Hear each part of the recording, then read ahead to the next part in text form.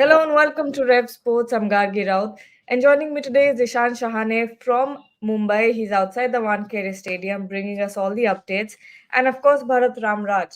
Well, New Zealand are once again leading by 143 runs. So there's a lot to look forward to today. But Ishan, if I were to ask you, first of all, tell us about the atmosphere there. Did the crowds show Yeah, up today? a lot more people, guys. A lot more people actually had to move aside from there because I wasn't allowed to stand over there. But there's a lot more people at the moment. A lot more people entering the ground. Still not as many as as you usually find after the first session, but a lot more people there with today. Expect a bigger crowd turnout. Yeah, absolutely. And Bharat, at this point, do you see India taking control of the match today? Obviously, one team has to win and take control and win this match. But I guess India have the slight upper end. If you ask me, New Zealand don't have Sander as well.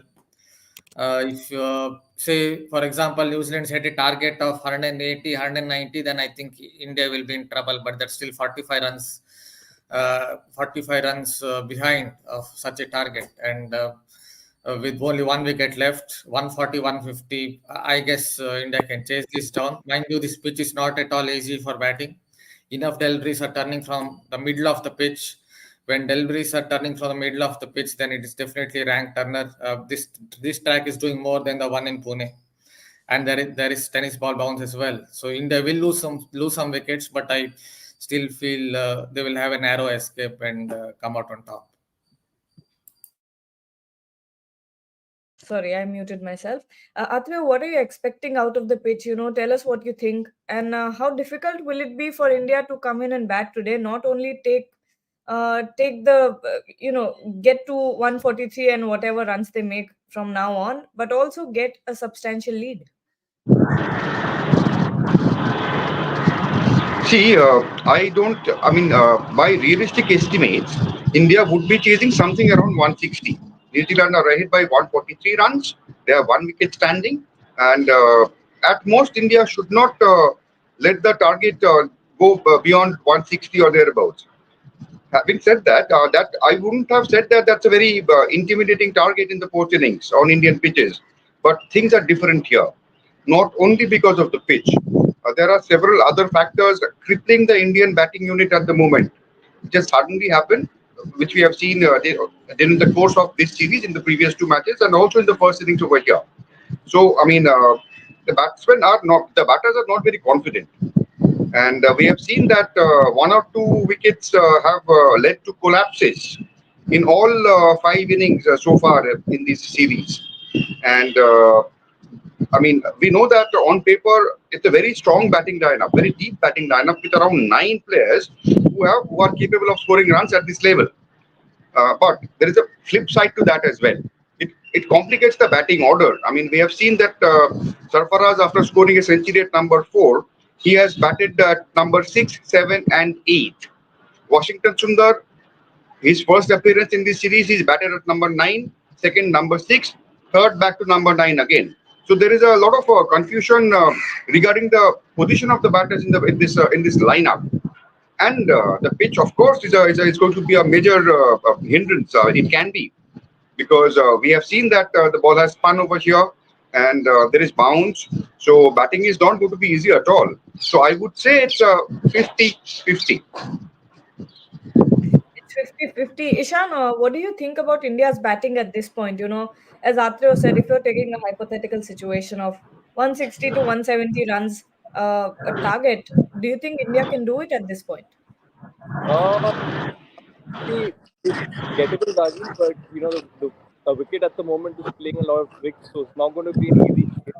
Uh, that as Atul said, the wicket will come right back on the Indian. Even if it's 160, 170, you got to get off to a good start. The wicket is turning, it's bouncing, uneven bounce, so it's not going to be completely easy. But the Indians will definitely back themselves to go on and win this. After those two defeats in the first two Test matches. So I think 160 should be gettable, but it's not going to be an easy chase. 160 on this wicket might be say 250 on any other at the moment. So it's not going to be easy. They'll have to bat well, and hopefully, if they build partnerships, they can go on and reach that total. If it's 160, 170. Bharat and Atra, if I were to ask you, what are the biggest threats for India right now? Are there any particular bowlers that you'll be wary of? Yeah, I guess it is Ajaz Patel again who will come into the question. Left arm spinner. If he gets the angles right, if he bowls stump to stump line, brings all modes of dismissals into play, then he will be a threat. Because when deliveries are turning from the middle of the pitch, that is not the one that will go on to get you a wicket, because it will turn away from the right-handed batter and it will sow the seeds of doubt in the mind. Then you will bowl the one that goes straight on, and that will get you the wicket. So a left-arm spinner who keeps it simple, as Bishan Singh Bedi sir once said in 1987. That the straight ball is before the India-Pakistan test in Bangalore. That straight ball is your best ball on a turner. So that is basically the simple plan for Ajaz Patel. Use the angles, ball stump to stump line. The odd one will go straight and clean up the batter or get you the LBW. So he will be a threat. Atra, your thoughts on this? See, bowling jargons, if you want to use, there is no end to it. I mean, it'll be an endless list. Ball turning from here, ball turning from there, ball hitting straight. All those things are there. But at this point in time, India's biggest threat is India themselves, because they have not batted the way they are supposed to, the way they had in the past, in the very recent past also. So I think there are some doubts in the minds of the Indian batters. There are some inner demons to fight. And like we can see, I mean, we haven't seen Rohit Sharma appear so confused in his ways. Basically, he's always very clear in his mind what he's going to do, how he's going to do it. He's very clear about those things and he pulls them off. In this series, that has not happened. It's gone completely haywire. Virat Kohli, the Indian team's biggest batter in this setup, he has not been on song at all, and got out. Actually, he found out new ways to get out. I mean, it's getting bowled of a full toss, getting run out like that. So these are, I mean, Indians have put themselves under pressure. It's not, I'm not taking anything away from the New Zealanders. They have been very diligent. They have done their homework. They have been very disciplined. They have applied themselves while bowling, and they have got good results. But at the same time, the mistakes made by the Indian batters cannot be overlooked. So that is India's biggest threat, I think. I mean, India's biggest enemy on this possible last day of this Test match of this series are India themselves. Yeah, we have a similar comment here from Tamogana Basu. The kind of nerves Indian batters are showing nowadays, every run above 150 will prove to be a huge psychological barrier. We need to wrap the last wicket up in max 6 runs. Ishan, the best case scenario here would be to wrap up the last batter in the Yeah, first half an hour. yeah, because 160, and then if they somehow manage reaching 200, it makes a big difference mentally. So I think they'll have to try and wrap this batting lineup up as soon as possible. Maximum 10 to 15 runs. Anything above that, anything which is creeping towards 200, will put India under a lot of pressure. So they've not been in the best of forms, the batters. So obviously that mental block will surely be there. And on top of that, the wicket's going to play tricks on you. Some batters haven't been in the best of form. Some have been playing loose shots. So all of these considerations definitely will play a huge impact.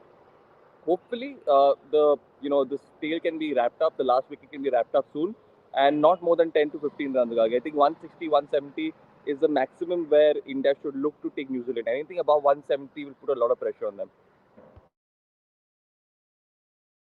And if I'm not wrong, when it comes to the pitch, there are two rolling opportunities with both teams today. I mean, one each. Bharat Atro, how does that change it? Do you think India or New Zealand will opt for the roller at this point? Obviously, roller, you have to go with the roller. So it comes down to which kind of roller India will opt for.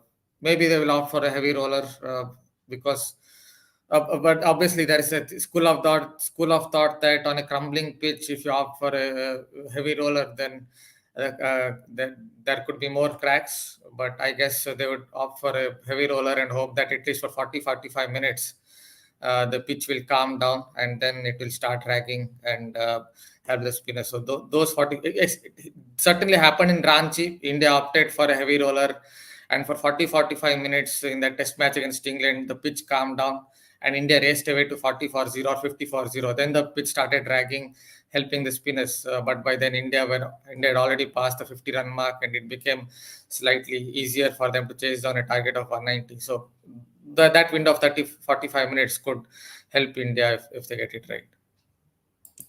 Atra, your thoughts? Do you think this will be a key factor in today's play? Obviously, I mean, if the heavy roller is used, it will calm things down for a while. And in that little while, India can possibly score 40, 50 runs. But Gargi, again, once again, I mean, these are external factors. I mean, what India has to do right now is to control themselves, control the controllables. Don't think of the uncontrollables. And I mean, I see no difference between a target of 148 and 155. There is no difference. But once it gets over 170, and if you are 120, India are 20 for 2 wickets down, it's going to put enormous pressure on this batting lineup. Which they have looked very, very jittery. The failure of the senior pros like Virat Kohli and Rohit Sharma has put the youngsters under pressure, and so far they have delivered in patches, and not without being very, very consistent. And that's what we want to see over here. I mean, for one last time, it's a massive, massive Sunday for Indian cricket. I mean, in the history of Indian cricket, there has been no instance of getting clean swept on home soil. So that's a massive record to protect. And also, this bunch of players will have to play for pride. And if they suffer this defeat, I mean, it will be a crushing blow. I mean, not may not be individual, not from an individual point of view, but from a historical point of view. So there is a lot to play for, and for that, I mean, see, I mean, yeah, I understand the pitch, the conditions, the weather, the roller, the soil composition, all these things. These things matter, but once you are playing out there against 11, you are out doing it. I mean, both teams are doing the same thing. I mean, facing the same challenges, more or less. So, in that context, having reduced New Zealand to I mean, they have a lead of 143 with 1 wicket standing. India have taken a slight advantage, but had this been the first test of the series, I would have said India chasing 150, they are winning hands down. But that is not how things have happened so far in this series. So I am keeping fingers crossed. I insist that it's 50-50 with slight advantage maybe towards New Zealand. Gagi. And when we talk about this chase, Ishan, I think, and we have a comment similar to what I think as well. Openers will be key in this chase. The top order has to fire this time around. Ishan, thoughts? Absolutely. I think the openers will have to fire Rohit Sharma, Jaiswal, get the team off to a good start. That will help in laying the foundation, and after that, the rest of the batters can hopefully see the team through. If the openers get out early, it's going to be difficult, Gagi. I can tell you that for now. I can tell you that for sure because if Rohit Sharma gets out early, if Jaiswal is out early, if India are 20 for 2, 15 for 2, or even 30 for 2, as a matter of fact, it's going to be a tough chase. It's not going to be easy. So these two will have to look to build that foundation, get a good, decent partnership, maybe 55, 60 odd runs. If they manage doing that, it should be India's game all in through. But again, that partnership has to be built. These batters have looked good, even in the stands when I've been watching them. Some elegant shots have been played, but somehow that's not been able to convert those starts. You end up looking good and then you play a loose shot and you throw your wicket away. So hold on to your wicket, don't throw your wicket away. If you do that and build a partnership, India should be through, Gagi. Bharat, how important will be Rohit Sharma's contribution today? Yeah, first of all, it's important from his career itself, point of view itself, because obviously he's been going through a poor patch. The tour of Australia is also coming. He's the captain of the side, so he has to lead from the front. So from that point of view as well, it's very important. Obviously, from team's point of view, it would be good if he gets a start, at least 30-40 runs, around 50 runs. And obviously, India will be on top if one of the openers get that start. I think it's more important that Jaiswal clicks because, yeah, his premeditation has come under scrutiny, has come under as has been questioned as well, rightly so. But in this context, when you're chasing a target of 140, 150, 160, or whatever, you need the batters to be slightly more positive, and that is when I think Jaiswal's batting could help India if he gets a start, because he's someone who plays a slew of shots, string of shots. If he gets to 30 of 25, 20 balls, then definitely it will calm down the dressing room, the players who are supposed to come at 3, 4, 5. Yeah, a follow up on that, Atreo. No more permutation combinations today. Sorry, no more combinations today of the batting lineup. No more experimentations. What do you think?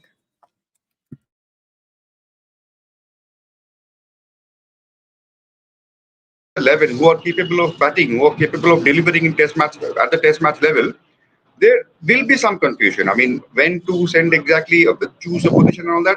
But again, I mean, having said that, we are beyond that stage at the moment. The team is beyond that stage at the moment. It's now about applying themselves and getting the job done.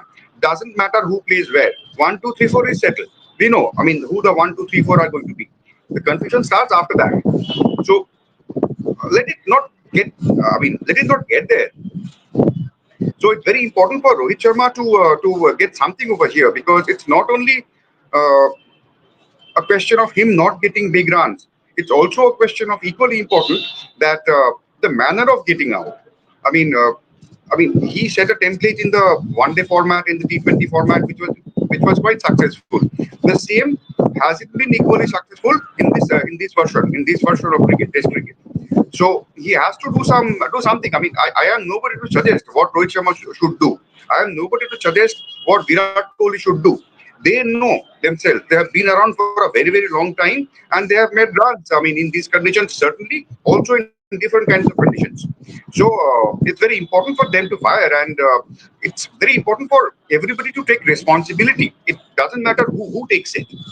I mean, something around 160 on a it's a tricky pitch. I have no doubt about that. But if you look at India's second innings totals in this innings, in the first test it was 462. In the second test it was around 250 or something. So compared to that, to 160 is nothing. But still, I mean, given the way they have, given the tendency that they have shown to crumble under pressure, and letting all sorts of extraneous factors getting better of them. So that is my only worry. Otherwise, 160 wouldn't have been a Herculean task on any surface. I mean, this is not a raging turner. It's not a green top. So yes, batting might be difficult, but 160 should be gettable. Now it's a question of the seniors taking a bit of a responsibility for the first time in the series, possibly.